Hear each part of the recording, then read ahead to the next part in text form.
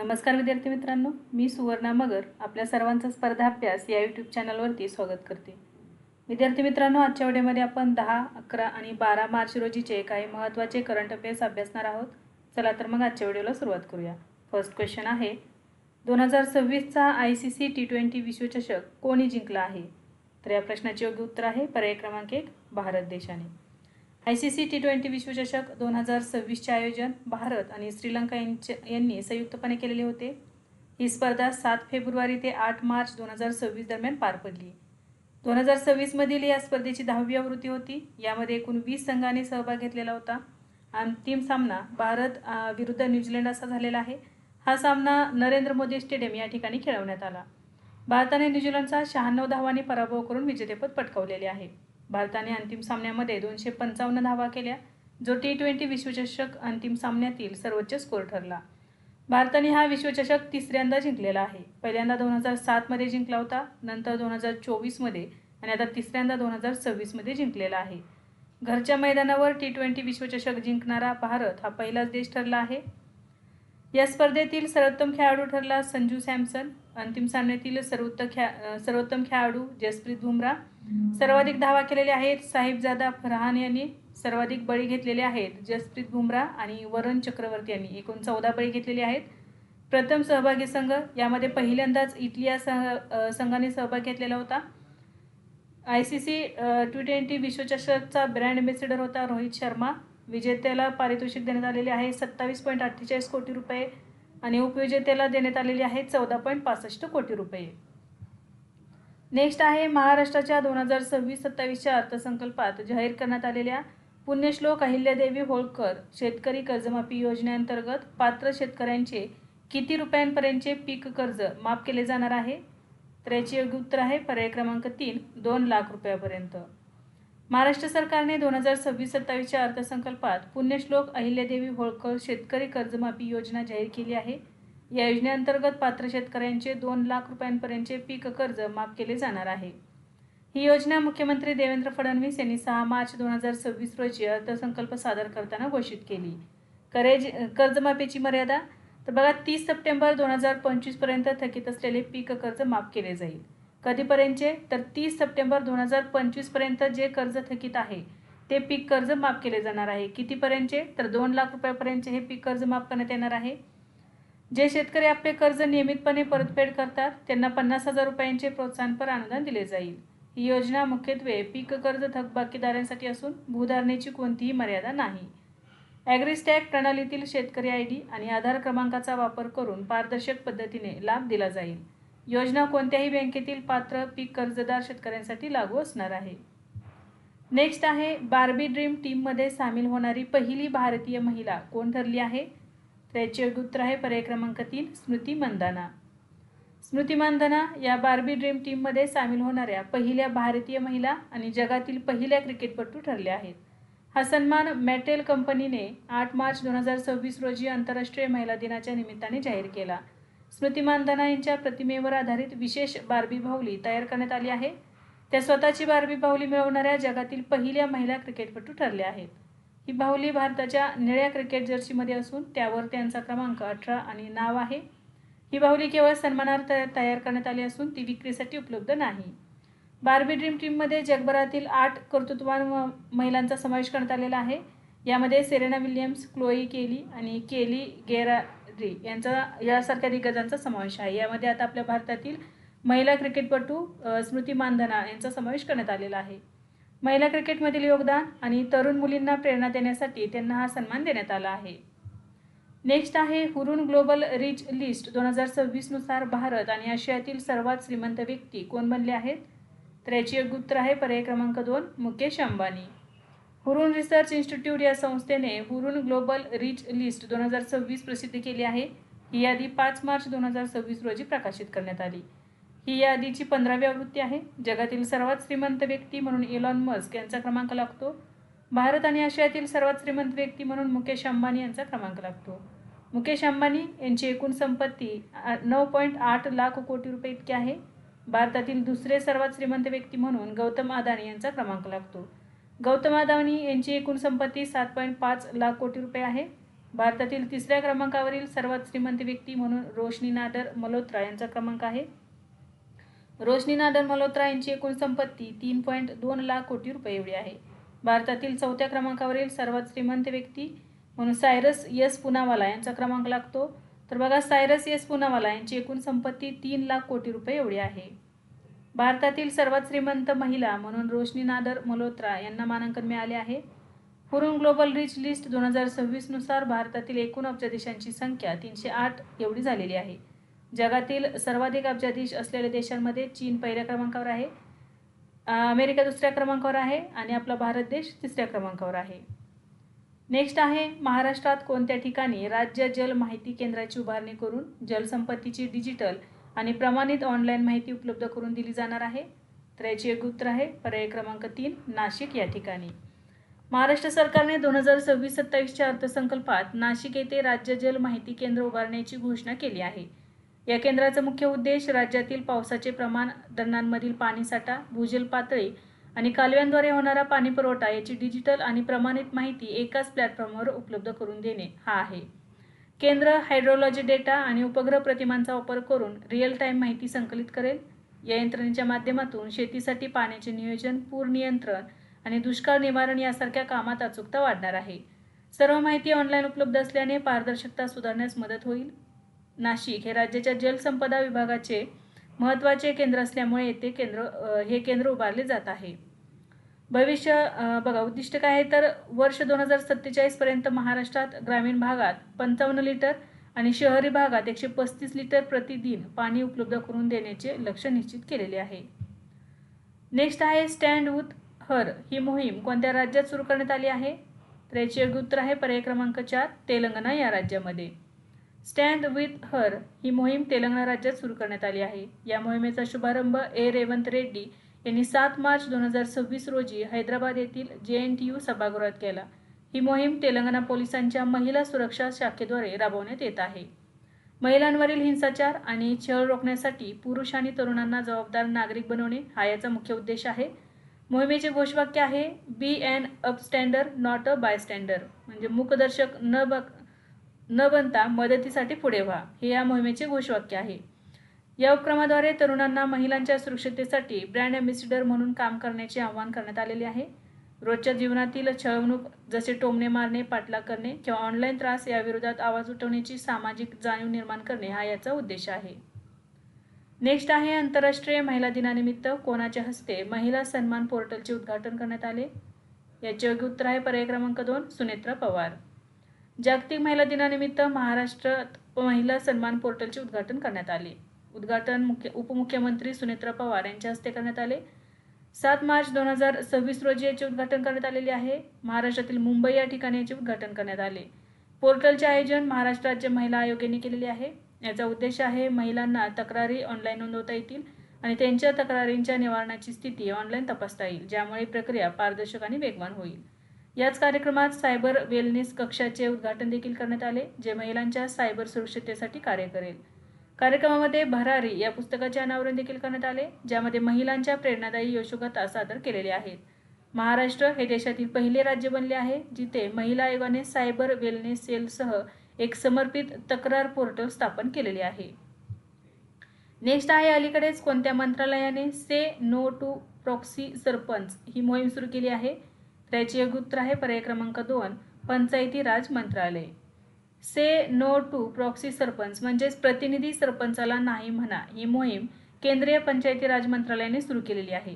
ही मोहीम 8 मार्च 2026 रोजी आंतरराष्ट्रीय महिला दिनाच्या निमित्ताने सुरू करण्यात आली. या मोहिमेचा कालावधी 8 मार्च ते 18 मार्च 2026 असा होता. या मोहिमेचे मुख्य उद्दिष्ट सरपंच पती म्हणजेच प्रतिनिधी सरपंच प्रथेला आळा घालणे हे आहे. म्हणजे जर पत्नी सरपंच झाली असेल तर तो कारभार आपल्या इकडं जेंट्सच चालवतात, तर त्याच्या विरोधात ही मोहीम सुरू करण्यात आलेली आहे. सरपंच पती पद्धतीत महिला सरपंच निवडून येते, पण तिच्याऐवजी पती किंवा पुरुष नातेवाईक कारभार चालवतात. ही प्रथा महिला आरक्षणाच्या लोकशाही उद्दिष्टाला बाधा आणते असे सरकारचे मत आहे. या मोहिमेद्वारे महिला सरपंचांना स्वतः निर्णय घेण्यासाठी प्रोत्साहन देणे आणि त्यांना सशक्त करणे हा उद्देश आहे. त्यामुळे बघा, से नो टू प्रॉक्सी सरपंच ही मोहीम केंद्रीय पंचायती राज मंत्रालयाने 8 मार्च 2026 रोजी सुरू केलेली आहे. नेक्स्ट आहे, All England Open badminton championship 2026चे विजेतेपद कोणी पटकावले? तर याचे योग्य उत्तर आहे पर्याय क्रमांक 2 लिन जून ई. ऑल इंग्लंड ओपन 2026 ही स्पर्धा 8 मार्च 2026 रोजी इंग्लंडमधील बर्मिंगहॅम येथील युटिलिटा एरिनामध्ये संपन्न झाली. यामध्ये पुरुष एकेरीचे विजेतेपद कोणी जिंकलेले बघा, तर चायनीज तायपेच्या लिन चुन ई याने भारताच्या लक्ष्य सेनला हरवून आपले पहिले ऑल इंग्लंड विजेतेपद पटकावलेले आहे. लक्ष्य सेन या स्पर्धेत दुसऱ्यांदा उपविजेता ठरले. 2022 मध्ये ते उपविजेता ठरलेले होते. ऑल इंग्लंड पुरुष एकेरीचे विजेतेपद आतापर्यंत फक्त 2 भारतीय खेळाडूंनी जिंकलेले आहेत. कोण 2 खेळाडू आहेत बघा, तर 1980 मध्ये प्रकाश पदुकोण यांनी जिंकलेले होते आणि 2001 मध्ये पुलेला गोपीचंद यांनी ही स्पर्धा जिंकलेली होती. महिला एकेरीचे विजेतेपद मिळवलेले आहे चीनच्या वांग झी यांनी. त्यांनी उपविजेता आहे अन से एंग. पुरुष दुहेरीचे विजेतेपद पटकावलेले आहे दक्षिण कोरियाच्या किम वॉन हो आणि सेओ सेउंग जे या जोडीने. महिला दुहेरीचे विजेतेपद जिंकलेले आहे चीनच्या लिओ शेंग्श आणि टॅन निंग या जोडीने. मिश्र दुहेरीचे विजेतेपद जिंकलेले आहे चायनीज सपईच्या ए हॉंगवेई आणि निकोल गोंजालेस चॅन या जोडीने. नेक्स्ट आहे सिप्री अहवालानुसार 2021-25 या कालावधीत जगातील दुसरा सर्वात मोठा शस्त्र आयातदार देश कोणता बनला आहे? तर याचे योग्य उत्तर आहे पर्याय क्रमांक 2 भारत. सिप्री म्हणजेच Stockholm International Peace Research Institute यांनी मार्च 2026 मध्ये आपला अहवाल प्रसिद्ध केला. भारत 2021-25 या कालावधीत जगातील दुसरा सर्वात मोठा शस्त्र आयातदार देश ठरलेला आहे. युक्रेन हा जगातील सर्वात मोठा शस्त्र आयातदार देश आहे ज्याचा जागतिक वाटा 9.7% आहे. भारताच्या जागतिक शस्त्र आयातीतील वाटा आहे 8.2%. दुसऱ्या क्रमांकावरती भारत देश आहे. भारताचे प्रमुख शस्त्र पुरवठादार कोण आहेत बघा, रशिया 40%. सर्वात मोठा पुरवठादार आहे. भारत रशियाकडून सर्वात जास्त शस्त्र आयात करतो, परंतु आता वाट्यामध्ये घट झालेली आहे. फ्रान्स 29% दुसऱ्या क्रमांकावरती आहे. इस्रायल 15%.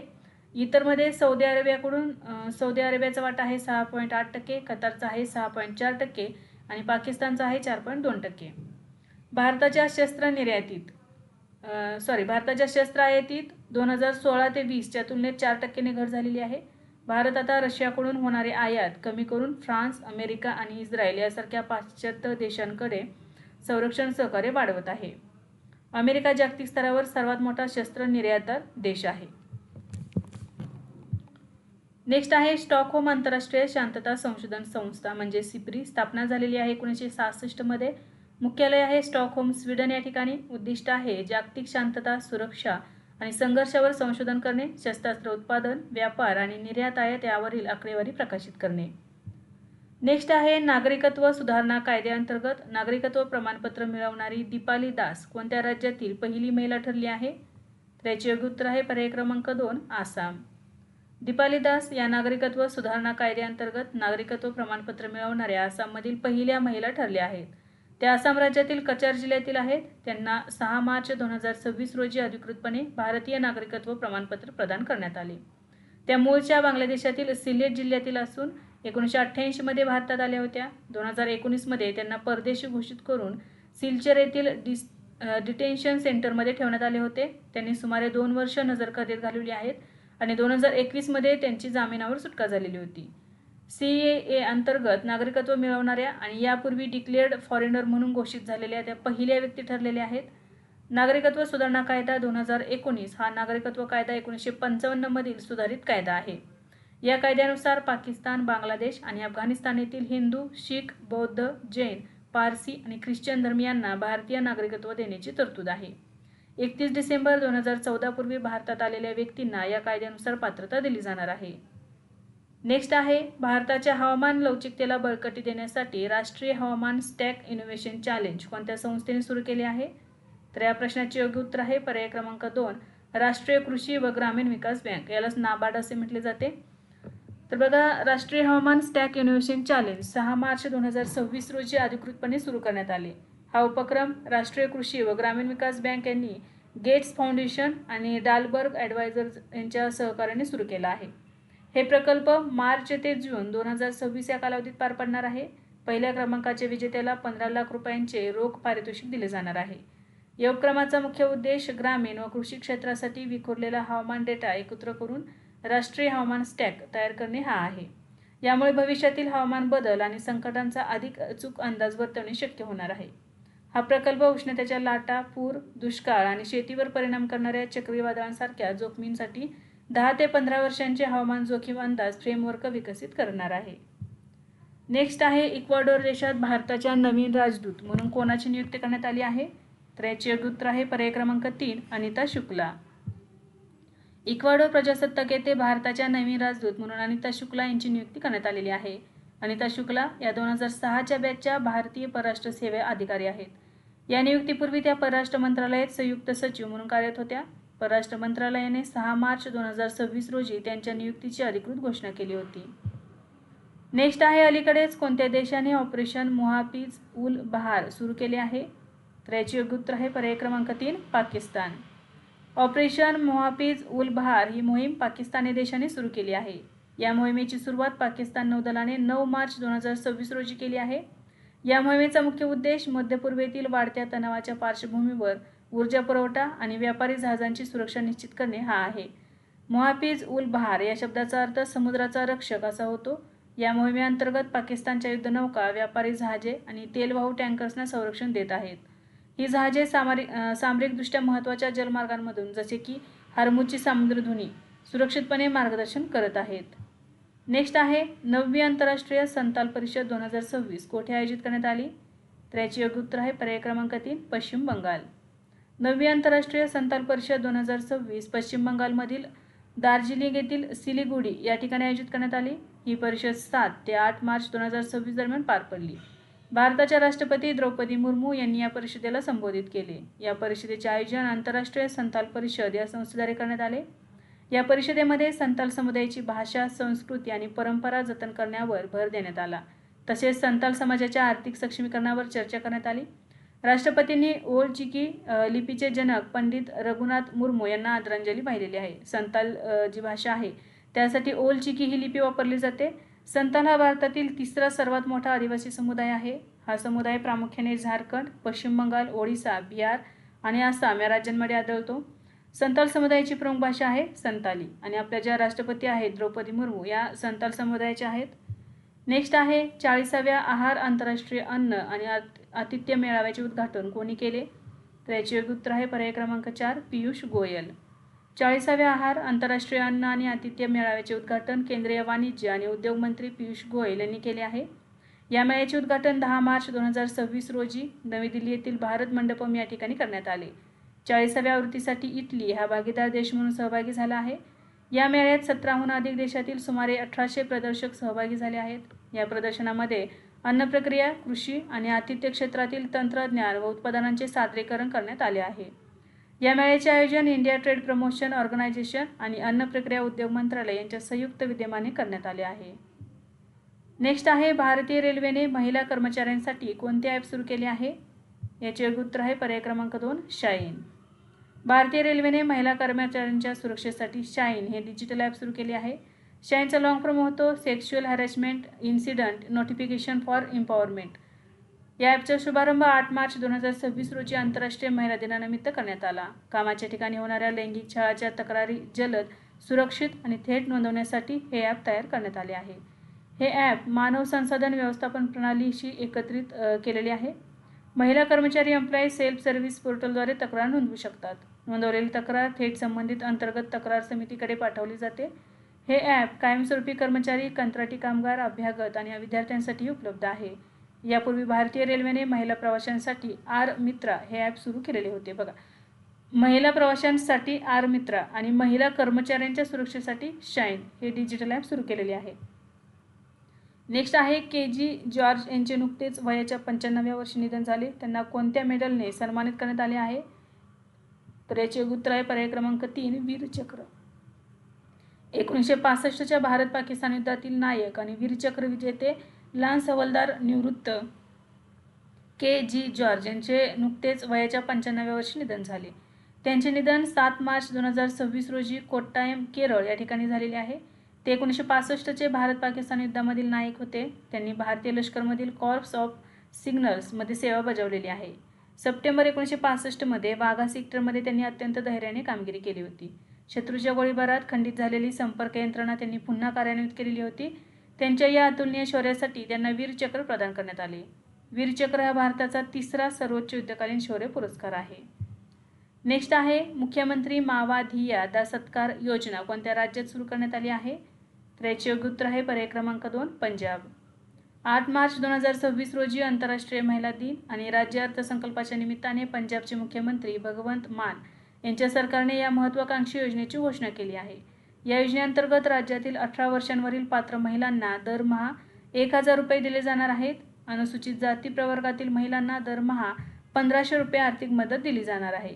18 वर्षांवरील महिला यासाठी पात्र असतील. याचा उद्देश आहे महिलांना आर्थिकदृष्ट्या स्वावलंबी बनवणे आणि त्यांच्या पोषण व आरोग्यामध्ये सुधारणा करणे.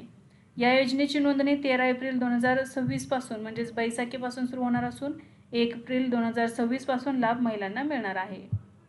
नेक्स्ट आहे लाईफटाईम लिबर्टेरियन अवॉर्डने सन्मानित होणारे पहिले भारतीय कोण ठरले आहेत? त्याचे योग्य उत्तर आहे पर्याय क्रमांक 1 गुरुचरण दास. 82 वर्षीय प्रख्यात लेखक आणि विचारवंत गुरुचरण दास हे लाईफटाईम लिबर्टेरियन अवॉर्ड मिळवणारे पहिले भारतीय ठरले आहेत. हा पुरस्कार अमेरिका स्थित लिबर्टी इंटरनॅशनल या संस्थेद्वारे दिला जातो. जगभरात स्वातंत्र्याच्या विचारांचा प्रसार आणि 3 दशकांच्या वैचारिक योगदानासाठी त्यांना हा सन्मान देण्यात आला आहे. हा पुरस्कार त्यांना ऑगस्ट 2026 मध्ये नेपाळमधील काठमांडू येथे होणाऱ्या 40व्या लिबर्टी इंटरनॅशनल वर्ल्ड कॉन्फरन्समध्ये प्रदान केला जाईल. गुरुचरण दास यांच्या प्रसिद्ध पुस्तकांमध्ये India unbound, the difficulty of being good आणि इंडिया ग्रोज ॲट नाईट यांचा समावेश होतो. त्यांनी आपल्या लिखाणातून आर्थिक स्वातंत्र्य, उदारमतवादी मूल्य आणि बाजारपेठ केंद्रित सुधारणांचे समर्थन केलेले आहे. नेक्स्ट आहे दिल्लीत आयोजित 35व्या स्कोव्हा बैठकीचे अध्यक्षस्थान कोणी भूषवले? तर याचे योग्य उत्तर आहे पर्याय क्रमांक 3 डॉक्टर जितेंद्र सिंह यांनी. 35वी स्कोव्हा बैठक ही 10 मार्च 2026 रोजी पार पडली. स्कोव्हा लॉंग फॉर्म काय होतं बघा, standing committee of voluntary agencies. ही बैठक नवी दिल्ली येथे आयोजित करण्यात आली होती. या बैठकीचे अध्यक्षस्थान डॉक्टर जितेंद्र सिंह यांनी भूषवले. या बैठकीचे आयोजन पेन्शन आणि पेन्शनधारक कल्याण विभाग याद्वारे करण्यात आले. या बैठकीचा मुख्य उद्देश केंद्र सरकारी पेन्शनधारकांच्या कल्याणाशी संबंधित मुद्द्यांवर चर्चा करणे हा होता.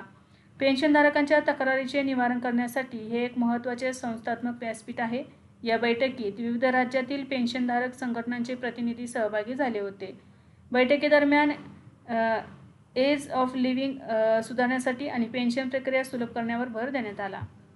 नेक्स्ट आहे जर्मनीच्या पुरुष व्यावसायिक फुटबॉलच्या इतिहासातील पहिली महिला मुख्य प्रशिक्षक कोण बनली आहे? तर याचे योग्य उत्तर आहे पर्याय क्रमांक 3 सबरीना विटमन.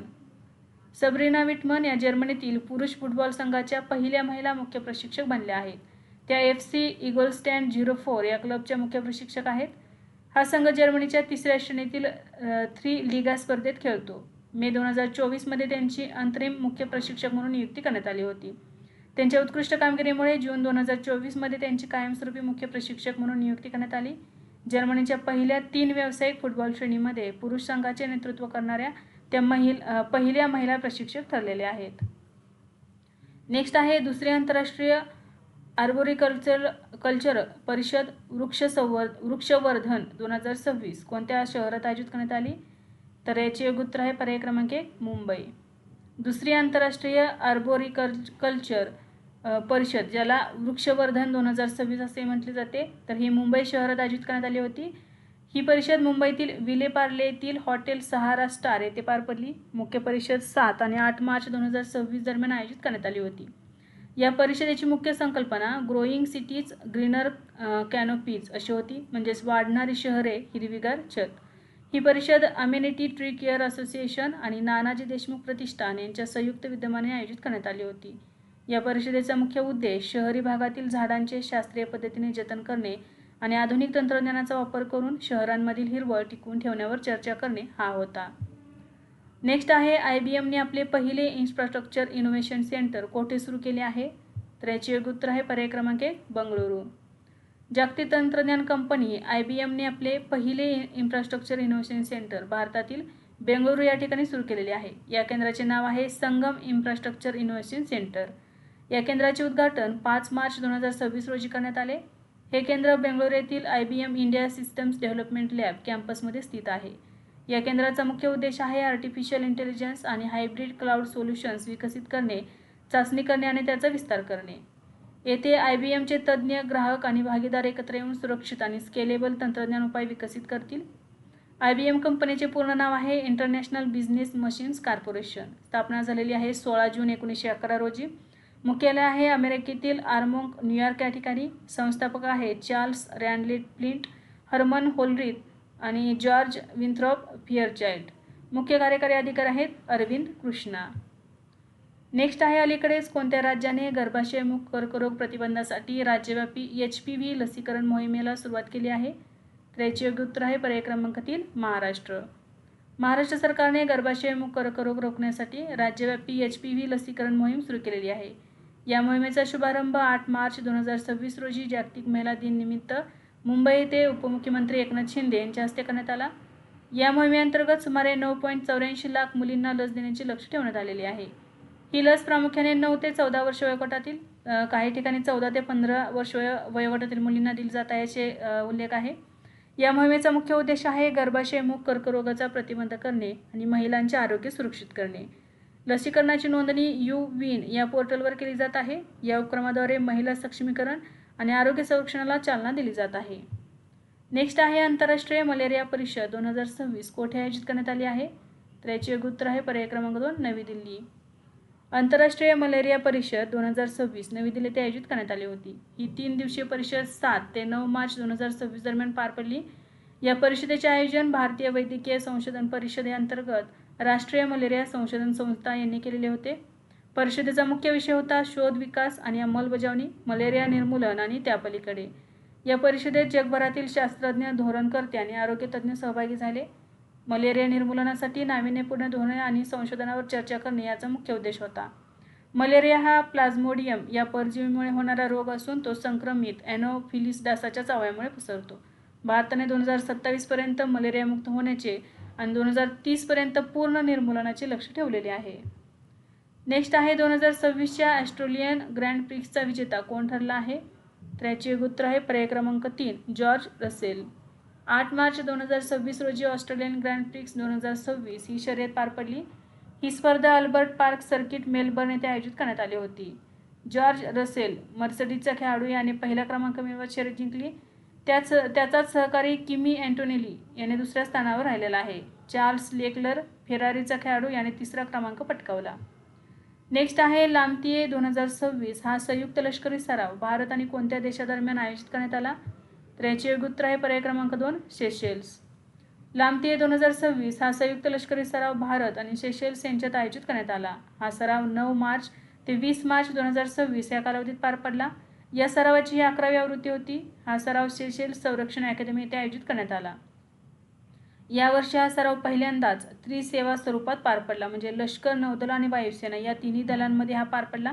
भारतीय लष्कराकडून आसाम रेजिमेंट सहभागी झाले. भारतीय नौदलाची INS त्रिकंड आणि वायुसेनेची C-130J विमाने या सरावात सहभागी झाली.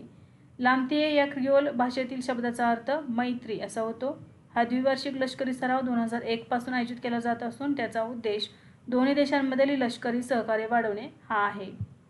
नेक्स्ट आहे अलीकडेच कोणत्या आशियाई देशाने 16 वर्षाखालील मुलांच्या सोशल मीडिया वापरावर बंदी घातली आहे? तर याचे योग्य उत्तर आहे पर्याय क्रमांक 3 इंडोनेशिया. इंडोनेशिया या देशाने 16 वर्षाखालील मुलांच्या सोशल मीडिया वापरावर बंदी घालण्याची घोषणा केली आहे. ही बंदी 28 मार्च 2026 पासून लागू होणार आहे. दक्षिण पूर्व आशियामध्ये अशी बंदी घालणारा इंडोनेशिया हा पहिला देश ठरणार आहे. या बंदीत YouTube, TikTok, Facebook, Instagram, Threads, X, Bigo Live आणि रोब्लॉक्स यासारख्या प्लॅटफॉर्मचा समावेश असणार आहे. यावरती बंदी घालण्यात येणार आहे. या निर्णयामागील मुख्य उद्देश मुलांना सायबर बुलिंग, अश्लील सामग्री, फसवणूक आणि सोशल मीडिया व्यसनापासून संरक्षण देणे हा आहे. यापूर्वी जानेवारी 2026 मध्ये इंडोनेशियाने XAI द्वारे विकसित ग्रोक चॅटबॉटवर ही बंदी घातलेली होती. नेक्स्ट आहे Chicago University alumni award for professional achievement मिळवणारे पहिले भारतीय अर्थशास्त्रज्ञ कोण ठरले आहेत? तर याचे योग्य उत्तर आहे पर्याय क्रमांक 3 कृष्णमूर्ती V.S. सुब्रमण्यम. कृष्णमूर्ती V. सुब्रमण्यम हे Chicago University alumni award for professional achievement जिंकणारे पहिले भारतीय अर्थशास्त्रज्ञ ठरले आहेत. हा प्रतिष्ठित पुरस्कार त्यांच्या आर्थिक संशोधन आणि धोरण निर्मितीतील जागतिक योगदानासाठी प्रदान करण्यात आला आहे. ते भारत सरकारचे माजी मुख्य आर्थिक सल्लागार राहिलेले आहेत. सध्या ते आंतरराष्ट्रीय नाणेनिधीमध्ये भारताचे कार्यकारी संचालक म्हणून कार्यरत आहेत. त्यांनी शिकागो विद्यापीठ येथून अर्थशास्त्रात PhD केलेली आहे. ते इंडियन स्कूल ऑफ बिझनेस येथे वित्त विषयाचे प्राध्यापक म्हणूनही कार्यरत आहेत. त्यांच्या मार्गदर्शकांमध्ये लुईगी जिंगोलेस आणि रघुराम राजन यांसारख्या नामवंत अर्थशास्त्रज्ञांचा समावेश होतो. नेक्स्ट आहे भारतीय लष्कराच्या नॉर्दर्न कमांडने ITBP आणि BSF सोबत सिनर्जी समिट परिषद कोठे आयोजित केली? तर याचे योग्य उत्तर आहे पर्याय क्रमांक 3 उधमपूर. भारतीय लष्कराच्या नॉर्दर्न कमांडने सिनर्जी समिट परिषद आयोजित केली. ही परिषद ITBP आणि BSF यांच्या सहकार्याने पार पडली. ही परिषद 7 मार्च 2026 रोजी आयोजित करण्यात आली. ही जी परिषद आहे ही जम्मू काश्मीर येथील उधमपूर या ठिकाणातील नॉर्दर्न कमांड मुख्यालयात झालेली आहे. नॉर्दर्न कमांडचे general officer commanding in chief lieutenant general Prateek Sharma यांनी या परिषदेचे नेतृत्व केले. बदलत्या सुरक्षा परिस्थितीत विविध सुरक्षा दलांमध्ये समन्वय वाढवणे हा याचा मुख्य उद्देश होता. संयुक्त रणनीती आखून सीमावर्ती आव्हानांना प्रभावीपणे तोंड देणे यावर भर देण्यात आला. परिषदेदरम्यान नवीन तंत्रज्ञानाचे प्रदर्शन करण्यात आले जे सीमा सुरक्षा अधिक मजबूत करण्यासाठी उपयुक्त ठरेल. नेक्स्ट आहे नेपाळच्या 2026च्या सार्वत्रिक निवडणुकीत कोणत्या पक्षाला बहुमत मिळाले आहे? तर याचे योग्य उत्तर आहे पर्याय क्रमांक 3 राष्ट्रीय स्वतंत्र पक्ष. नेपाळमध्ये मार्च 2026 मध्ये झालेल्या सार्वत्रिक निवडणुकीत राष्ट्रीय स्वतंत्र पक्षाने स्पष्ट बहुमत मिळाले. 275 सदस्यांच्या प्रतिनिधी सभेत बहुमतासाठी 138 जागांची गरज असताना RSPने 182 जागा जिंकलेल्या आहेत. पक्षाचे नेतृत्व बालेंद्र शाह यांनी केले. त्यांनी झापा 5 मतदारसंघातून KP शर्मा ओली यांचा पराभव केला. 1999 नंतर नेपाळमध्ये एकाच पक्षाला 16 वर बहुमत मिळवण्याची ही पहिलीच वेळ ठरली. नेपाळी काँग्रेसला 38 जागा तर CPN-UMLला 25 जागा मिळाल्या. मतदान 5 मार्च 2026 रोजी झाले आणि 12 मार्चपर्यंत निकाल स्पष्ट झाले. 2025 मधील तरुणांच्या आंदोलनाच्या पार्श्वभूमीवर ही निवडणूक पार पडली. नेपाळची संसद ही द्विसदनीय असून तिला संघीय संसद म्हटले जाते. बालेन शाह हे नेपाळची राजधानी काठमांडूचे महापौर देखील आहेत. नेक्स्ट आहे राजस्थानमधील कोणत्या ठिकाणी नवीन ग्रीनफील्ड विमानतळाचा शिलान्यास करण्यात आला म्हणजेच पायाभरणी करण्यात आली? तर याचे योग्य उत्तर आहे पर्याय क्रमांक 3 कोटा बुंदी या ठिकाणी. राजस्थानमधील कोटा येथे नवीन ग्रीनफील्ड विमानतळाचा शिलान्यास 7 मार्च 2026 रोजी करण्यात आला. हे विमानतळ कोटा बुंदी परिसरात उभारले जात आहे. हा प्रकल्प अंदाजे 1500 कोटी रुपये खर्चाचा आहे. ग्रीनफील्ड विमानतळ म्हणजे पूर्णपणे नवीन ठिकाणी उभारलेले आधुनिक विमानतळ. या विमानतळाची वार्षिक प्रवासी क्षमता सुमारे 20 लाख एवढी असेल. कोटा हे भारतातील प्रमुख कोचिंग हब असल्यामुळे विद्यार्थ्यांसाठी कनेक्टिव्हिटी मोठ्या प्रमाणात सुधारणार आहे. या प्रकल्पामुळे भागातील नागरी उड्डाण आणि एरोस्पेस क्षेत्राचा विकास होणार आहे. हा प्रकल्प भारतीय विमानतळ प्राधिकरण आणि राजस्थान राज्य सरकार यांच्या संयुक्त प्रयत्नातून राबवला जात आहे. हा प्रकल्प पुढील 2 वर्षात पूर्ण होण्याची शक्यता आहे. नेक्स्ट आहे उत्तर प्रदेशने कोणत्या शहरात एका तासात 2.51 लाखाहून अधिक झाडे लावून नवा गिनीज वर्ल्ड रेकॉर्ड प्रस्थापित केला आहे? तर याचे योग्य उत्तर आहे पर्याय क्रमांक 3 वाराणसी. उत्तर प्रदेशमधील वाराणसी शहराने 1 मार्च 2026 रोजी एका तासात 2.51 लाखाहून अधिक झाडे लावून गिनीज वर्ल्ड रेकॉर्ड प्रस्थापित केला. या मोहिमेत केवळ 60 मिनिटात 2,51,446 रोपांची लागवड करण्यात आली. हा उपक्रम वाराणसी महानगरपालिकेद्वारे आयोजित मेगा प्लांटेशन ड्राईव्ह अंतर्गत पार पडला. ही मोहीम गंगा नदी काठावरील सुजाबाद डोंगरी परिसरात राबवण्यात आली. या कामगिरीने चीनचा 2018 मधील विक्रम मोडलेला आहे. चीनचा विक्रम किती होता? 1.53 लाख रोपे लावण्यात आलेली होती. या मोहिमेसाठी मियावाकी पद्धतीचा वापर करण्यात आला, ज्यामुळे कमी जागेत दाट जंगल विकसित करता येते. या उपक्रमातून सुमारे 350 बिघा क्षेत्रात नमो वन नावाचे शहरी जंगल विकसित केले जात आहे. या मोहिमेमध्ये 20,000हून अधिक नागरिक, विद्यार्थी, स्वयंसेवक सहभागी झाले. तसेच भारतीय लष्कर, NDRF आणि CRPF याचे जवानही सहभागी झाले होते. नेक्स्ट आहे भारताचे पहिले खाजगी कक्षीय रॉकेट कोणते असणार आहे? याचे योग्य उत्तर आहे पर्याय क्रमांक 2 विक्रम-1. विक्रम-1 हे भारताचे पहिले खाजगी कक्षीय रॉकेट ठरणार आहे. हे रॉकेट स्कायरूट एरोस्पेस या हैदराबाद स्थित स्टार्टअपने विकसित केलेले आहे. विक्रम-1 हे याचे पहिले प्रक्षेपण एप्रिल 2026 मध्ये नियोजित आहे. हे रॉकेट श्रीहरिकोटा येथून प्रक्षेपित केले जाणार आहे. हे रॉकेट सुमारे 300 ते 500 किलोग्रॅम वजनाचे उपग्रह पृथ्वीच्या जवळच्या कक्षेत पाठवू शकते. हे पूर्णपणे कार्बन कंपोजिट संरचनेने बनलेले असल्यामुळे हलके आणि मजबूत आहे. यामध्ये 3D प्रिंटेड इंजिन वापरण्यात आले आहेत. हे रॉकेट केवळ 24 तासात प्रक्षेपणासाठी तयार होऊ शकते.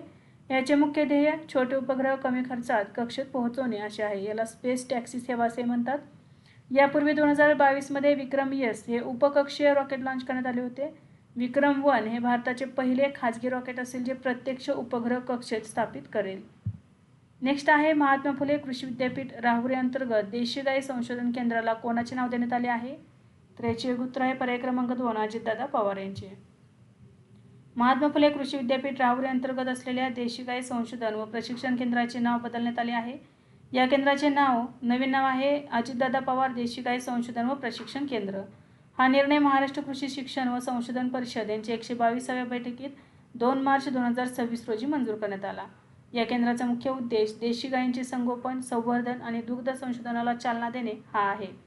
या ठिकाणी गीर, साहिवाल, राठी, थारपारकर आणि लाल सिंधी यासारख्या देशी गायींच्या जातींवर संशोधन केले जाते. हे केंद्र कृषी महाविद्यालय पुणे येथील पशुसंवर्धन व दुग्धशास्त्र विभागांतर्गत कार्यरत आहे. नेक्स्ट आहे अलीकडेच कोणत्या देशाने मिनिटमॅन 3 आंतरखंडीय बॅलिस्टिक क्षेपणास्त्राची चाचणी घेतली आहे? तर याचे उत्तर आहे पर्याय क्रमांक 1 अमेरिका. अमेरिकेने मिनिटमॅन 3 आंतरखंडीय बॅलिस्टिक क्षेपणास्त्राची यशस्वी चाचणी घेतली. ही चाचणी 3 मार्च 2026 रोजी कॅलिफोर्नियातील वॅडनबर्ग स्पेस फोर्स बेस येथून करण्यात आली. या निशस्त्र क्षेपणास्त्राने पॅसिफिक महासागरातून सुमारे 6700 किलोमीटरपेक्षा अधिक अंतर पार केले आहे. हे क्षेपणास्त्र मार्शल बेटांजवळील नियोजित लक्ष्यावर अचूक पोहोचले. ही चाचणी अमेरिकेच्या ग्लोबल स्ट्राईक कमांडद्वारे नियमित स्वरूपात करण्यात आलेली आहे. या चाचणीचा उद्देश अण्वस्त्र प्रतिबंधक प्रणालीची तयारी, कार्यक्षमता आणि विश्वासार्हता तपासणे हा होता. मिनिटमॅन 3 हे अमेरिकेच्या न्यूक्लिअर ट्रायडमधील जेमिनीवरून डागले जाणारे एकमेव आंतरखंडीय बॅलिस्टिक क्षेपणास्त्र आहे. हे क्षेपणास्त्र अण्वस्त्र वाहून नेण्यास सक्षम असून याला डूम्सडे मिसाईल असेही म्हटले जाते. या क्षेपणास्त्राची एकूण मारक क्षमता सुमारे 13,000 किलोमीटरपर्यंत आहे.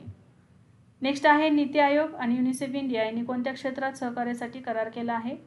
याचे उत्तर आहे पर्याय क्रमांक 2 पोषण आणि आरोग्य. नीती आयोग आणि युनिसेफ इंडिया यांनी 5 मार्च 2026 रोजी पोषण आणि आरोग्य सेवांसाठी स्टेटमेंट ऑफ इंटेंटवर स्वाक्षरी केलेली आहे. या कराराचा मुख्य उद्देश आहे पोषण आणि आरोग्यविषयक परिणाम सुधारणा करणे. हा उपक्रम विशेषतः महत्त्वाकांक्षी जिल्हे आणि महत्त्वाकांक्षी तालुके यांच्यावर लक्ष केंद्रित करतो. वंचित भागांमध्ये आता माता आणि बालकांच्या पोषण स्थितीत सुधारणा करणे हा याचा प्रमुख हेतू आहे. महत्त्वाकांक्षी जिल्हे कार्यक्रम हा उपक्रम जानेवारी 2018 मध्ये नीती आयोगाने सुरू केला होता. या कार्यक्रमाचा उद्देश देशातील 112 अविकसित जिल्ह्यांचा सर्वांगीण विकास करणे हा आहे. युनिसेफ इंडिया हे संयुक्त राष्ट्र बाल निधीचे भारतीय प्रतिनिधी कार्यालय आहे. युनिसेफचे मुख्य उद्दिष्ट मुलांचे आरोग्य, पोषण, शिक्षण आणि सुरक्षितता सुनिश्चित करणे हे आहे. नेक्स्ट आहे इराणचा नवीन सर्वोच्च नेता कोण बनला आहे? तर याचे उत्तर आहे पर्याय क्रमांक 2 मुज्तबा खामेनी. मुज्तबा खामेनी यांची इराणचे नवीन सर्वोच्च नेते म्हणून निवड करण्यात आली आहे. ही घोषणा असेंब्ली ऑफ एक्सपर्ट्स यांनी 9 मार्च 2026 रोजी केली. ते माजी सर्वोच्च नेते आयतुल्ला अली खामेनी यांचे दुसरे पुत्र आहेत. अली खामेनी यांच्या 28 फेब्रुवारी 2026 रोजी झालेल्या मृत्यूनंतर हे पद रिक्त झाले होते.